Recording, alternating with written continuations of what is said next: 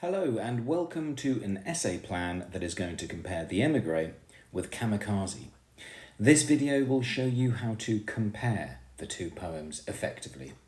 There's lots of videos that will do a really good job of analysing each poem in isolation, which is important, but that is only step one. Step two is to compare the two poems, which means to write about their similarities and their differences. That is what the examiner wants.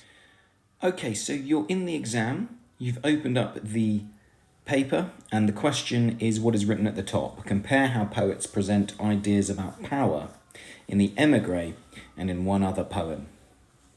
And I'm suggesting in this PowerPoint three in total I should say, what I hope are good sentence starters, good topic sentences that would allow you to answer this question in a good way. So the first one would be as follows. In both poems, there is a sense of leaving behind an idealised, carefree past and emerging into a more unforgiving future against one's will. A long way of saying, everybody, that both poems explore childhood innocence and then show how, whether we like it or not, we end up in a world of adult reality. That's a nice clever thing to say, but I need to say the following, emphasising the power of time. Because if I don't talk about power in my topic sentences, I'm not going to be answering the question, because the question wants to know all about power. So this is effectively a paragraph that's going to talk about the power of time. And what's my evidence for them being in a nice childhood world of innocence at the beginning, to which they then end up somewhere else? Well, in the Emigrée, the poem begins with, "There once was a country," which you can certainly analyse in your paragraphs as reminding us of that wonderful story time beginning, "Once upon a time," which sounds very much like a childish book, a nursery fable one may perhaps have read to us, that is meant to sound similar to those childlike stories we may have heard about. And indeed, line 1 carries on, "I left it as a child."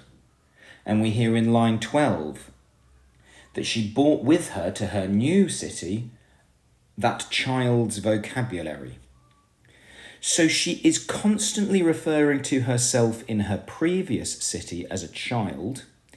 This therefore has connotations of a simpler, more idealised time before the brutal reality of her current state, which is similar to adulthood, has emerged into her life. When she talks about the fact that she took a child's vocabulary with her, that rather implies she took a sense of innocence, she perhaps took a sense of naivety with her to her new place. And it is now not necessarily helping her in her new city. Either way, everybody, what is highlighted in yellow there once was a country, I left it as a child, the child's vocabulary, all implies that she was once in a place of childhood innocence and she no longer is. And where is she now? Well, she is now in the city of walls. This is her new city. And the fact that it is a city of walls, you could analyse that in your paragraphs by claiming, of course, walls are very large boundaries. They are designed to either keep us out or they are designed to stop us from escaping. Either way, they are large boundaries that we don't necessarily associate with childhood innocence and sweetness. And as such, she is certainly in a more unforgiving place that she would perhaps rather not to be in. We also hear how they circle death, they mutter death, I should say, as they circle her. Clearly, everybody, if somebody is muttering death towards you, that is an unpleasant thing that rather implies somebody wishes for death to happen. Basically, she is coming towards the end of some sort of sense of childhood innocence. She's now in a certainly more sinister place that she would perhaps prefer not to be. So you would analyse each of those words, you talk about the connotations of each of them, and I think you've got a good piece of writing that shows how at the beginning she was in a far more pleasant place associated with childhood. She no longer is. I think we see a similar sort of thing with Kamikaze. In another video where I talk about Kamikaze, everybody, I talk all about the bright, vivid imagery at the beginning of the poem.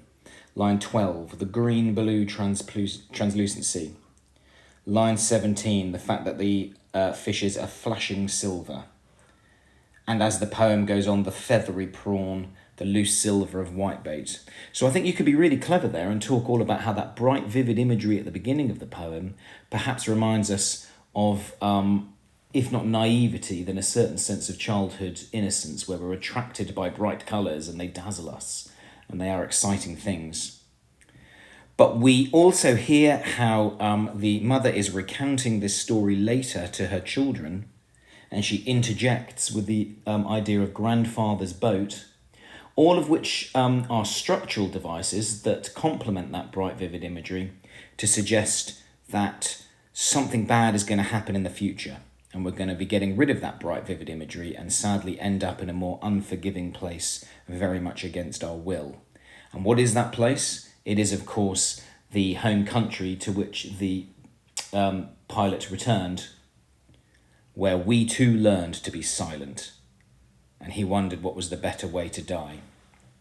So the fact that the children at the end have learned to be silent, which perhaps goes against all of their natural impulses as children, and perhaps is, of course, an unpleasant thing to tell people to be silent and to not necessarily express themselves, suggests that they've gone from a very bright, vivid world where it was very expressive and emotional at the beginning, to one where they've got to be silent, and when the grandfather wondered whether it was better to literally die in the war or to metaphorically die in the eyes of society, as he has done now.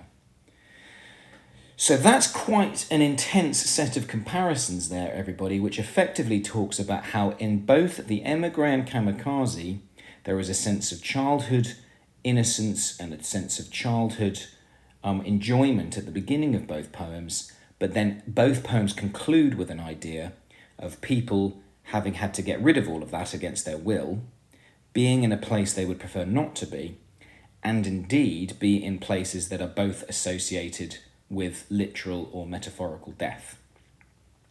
Goodness me, quite intense, but replay that again and again, and hopefully you should be able to pick out what I hope is a good set of comparisons that allows you to go into real detail on each poem, and therefore from which I would hope you could get some good marks. So paragraph 2, slightly simpler. In both poems, there is a powerful sense of gender in both poems, which provides a clash with the society they are now a part of. So what's my evidence from the poem The Emigrée? Well, the title of the poem takes the female declension. So we know that this is a female emigrant that is featuring in this poem. And we hear that the old city takes them dancing, which is the idea of them being romanced, or at least taken on some sort of lovely, intimate, close date by the old city, in order to rather combat the unpleasantness of the new city of walls. And in Kamikaze, we would compare, I should say, or say it's similar to what we see in Kamikaze, with reference in line 3 to a shaven head, which is something we might associate with people trying to assert their masculinity. The idea of a samurai sword in line 2 as well, and this strong sense of male lineage which runs throughout. We hear about the grandfather, we hear about the father, and it runs all the way through to the end of the poem. And the final thing that one would say in answer to this question is as follows, that both poems use vibrant, colourful imagery to convey a strong affection for the past of their society, although there is a sense of conflict / undertone of death, of violence, that eventually comes to a staggered, stuttering end. My goodness me, a lot going on there.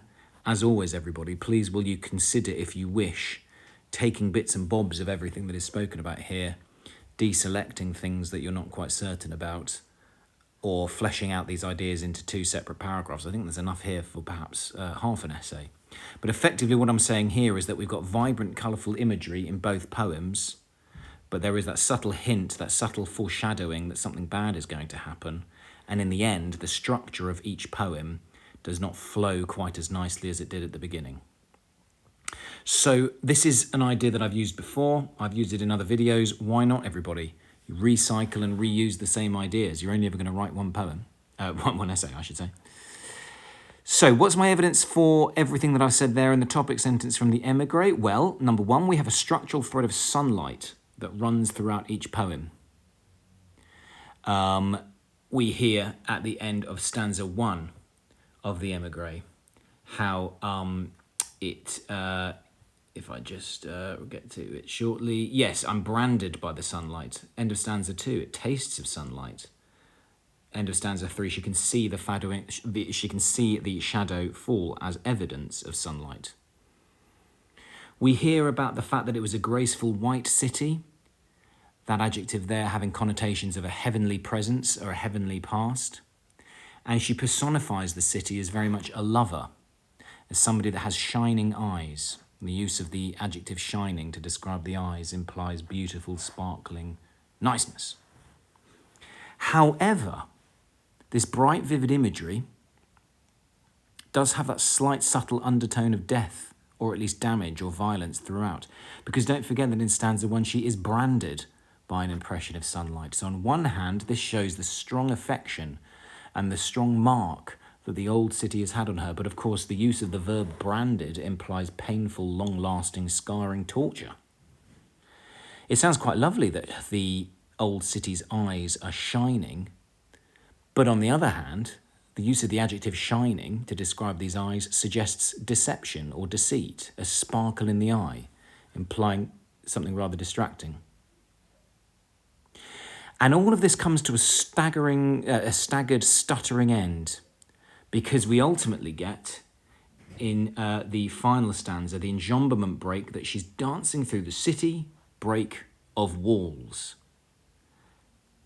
And walls are, of course, barriers and things that are designed to either keep us in or keep us out. And that suddenly ends up providing a quite uncomfortable break to what was before then, relatively speaking, a peaceful, calm enjambment. That enjambment break ruins everything. You'll notice as well the caesuras that then end up punctuating the final 4 or 5 lines, I should say. Yes, the final 4 lines. These caesuras that we didn't really have beforehand, they end up providing a staggered, stuttering end to the poem, all in complete contrast to that slow, gradual, drifting enjambment beforehand. And I think we have a similar sort of thing with regards to the structure of Kamikaze, which I've mentioned before, but I'm just going to mention it again. We have all of this beautiful, lovely, vibrant, bright imagery. So we've got the sunlight and the shining and the white city and the Emigrée. We have a similar thing in Kamikaze, the adjective green-blue. The fact that the sea is translucent, it's see-through. The flashing silver, the adjective flashing, it suggests prettiness or high value. The idea of something being pearl grey. Okay, so grey is perhaps not good, but pearl grey sounds pretty good. Pearl is obviously a rare item of high value.